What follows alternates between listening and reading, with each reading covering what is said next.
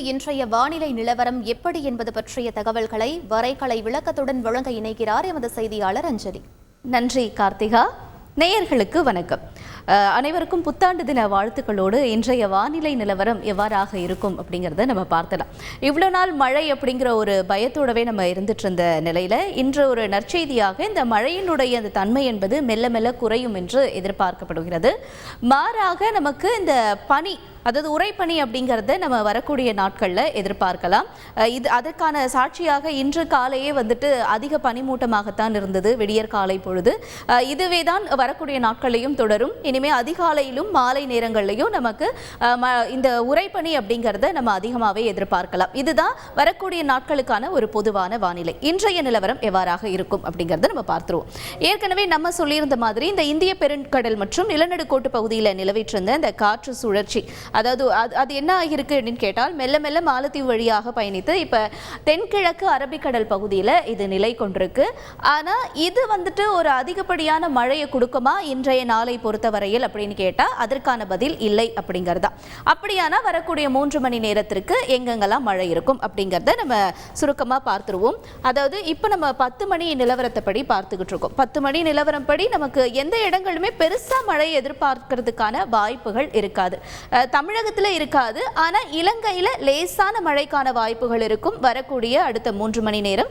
அது கிளிநொச்சி, முல்லைத்தீவு, அமரிவயல், திருகோணமலை உள்ளிட்ட இடங்கள், அப்புறமா பொலன்னறுவை அப்படிங்கிற இடங்களையும் அதனை சுற்றியுள்ள பகுதிகளிலையும் மட்டக்களப்பு, அம்பாறை உள்ளிட்ட இடங்கள் வரைக்கும் இந்த மழையானது இலங்கையில் லேசாக இருக்கும் காலை 10 மணி வரை. தமிழகத்தை பொறுத்த வரைக்கும் பெரும்பாலான இடங்களில் மழை எதிர்பார்க்க வேண்டிய அவசியம் இல்லை. ஆனால் இந்த கொஞ்சம் அடுத்தடுத்து கொஞ்சம் நேரமாக நம்ம மேற்கு தொடர்ச்சி மலைப்பகுதிகளில் சில இடங்களில் இந்த மழையினுடைய தாக்கத்தை எதிர்பார்க்கலாம். மற்றபடி தென் மாவட்டங்களில் லேசான மழை, அது குறிப்பாக இந்த இடம் தான் இருக்கும் அப்படிங்கிறதுக்கான எந்த ஒரு நமக்கு அறிகுறியும் இல்லை. மேற்கு தொடர்ச்சி மலை அப்படின்னு நம்ம பார்க்கும் பொழுது இந்த வால்பாறை உள்ளிட்ட இடங்களையும் இங்கே பார்த்தீங்களா நீல நிறத்தில் இருக்குல்ல, இதுதான் மழைக்கான அறிகுறி. அதாவது வால்பாறை, கொடைக்கானல் உள்ளிட்ட இடங்களையும் தொடர்ந்து திண்டுக்கல்ல அந்த மலைப்பகுதிகள், திண்டுக்கல்லோட அந்த புறநகர் பகுதிகளில் நமக்கு மழைக்கான வாய்ப்புகள் இருக்கும். தொடர்ந்து கோயம்புத்தூர், பொள்ளாச்சி உள்ளிட்ட இடங்களில் லேசான மிக மிக லேசான சாரல் மழைக்கான வாய்ப்புகள் இருக்கும் என்று அறியப்படுகிறது. இன்றைய நாளை பொறுத்தவரையில் இவ்வாறாகத்தான் இந்த மழை பொழிவு என்பது இருக்கும். இதுதான் நமக்கு மதிய மாலை வரைக்கும் இருக்கக்கூடிய ஒரு நிலவரமாக இருக்கிறது. இதுதான் அடுத்த மாலைக்கு மேலே நமக்கு அந்த பனிப்பொழிவு என்பது தான் நம்ம பார்க்க முடியும்.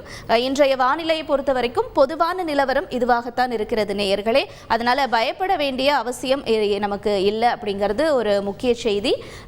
வெயில் அப்படின்னு பார்க்கும் பொழுது இது பனிக்காலம் அப்படிங்கிறதுனால கட்டாயமாக ஒரு 22 to 25 டிகிரி செல்சியஸ் வரைக்கும் நம்ம வெப்பநிலையை உணரலாம். குறிப்பாக சென்னை, புதுச்சேரி, வேலூர், காஞ்சிபுரம், திருவண்ணாமலை எல்லா இடங்கள்லையுமே பாருங்க நமக்கு வெறும் 22 to 25 டிகிரி செல்சியஸ் வரைக்கும் தான் நமக்கு வெப்பநிலை அப்படிங்கிறது காட்டுது. அது கூட ஒரு 12 மணிலிருந்து ஒரு 3 மணி வரையும் தான் அது இருக்கும் என்று எதிர்பார்க்கலாம். அதற்கு அடுத்தபடியாக நிச்சயமாக இந்த உறைபனி காலம் என்பது மெல்ல மெல்ல அதிகரிக்கும் என்று சொல்லப்படுகிறது. பொதுவான வானிலை நிலவரமாக இதுவாக இருக்கிறது நேயர்களே. செய்திகளை உடனுக்குடன் தெரிந்து கொள்ள உடனே சப்ஸ்கிரைப் பண்ணுங்க.